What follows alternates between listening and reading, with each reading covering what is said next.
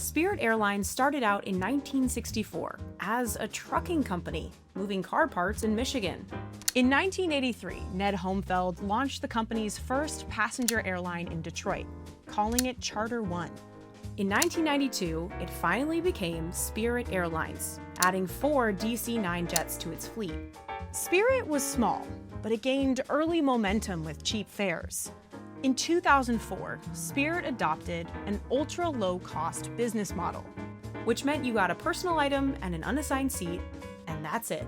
Everything else was extra. Snacks, legroom, baggage, printing your boarding pass, even water. And that was all extra cash in Spirit's pocket. At its peak in the mid-2010s, Spirit Airlines had 200 planes and was valued at $6 billion.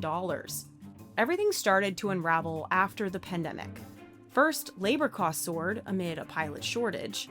And post-COVID, travelers were increasingly more willing to pay for premium experiences, and Spirit just couldn't offer that. Now, Spirit did try to adapt.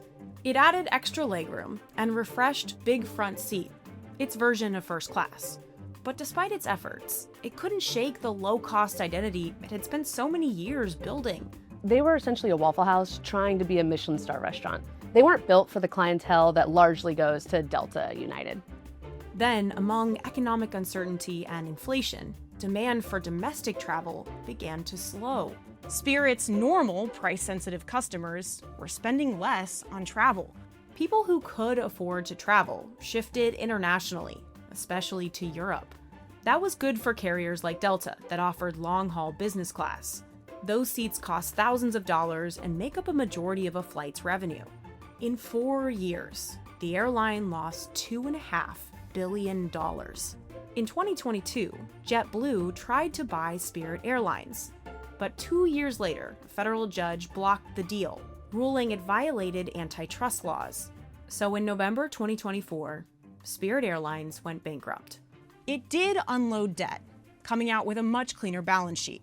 But right after, it faced soaring jet fuel prices and high aircraft lease costs.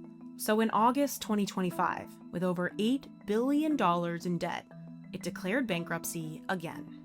In a final Hail Mary, Spirit Airlines was in talks with the Trump administration about a $500 million bailout package, but the government couldn't find the funding and the talks stalled.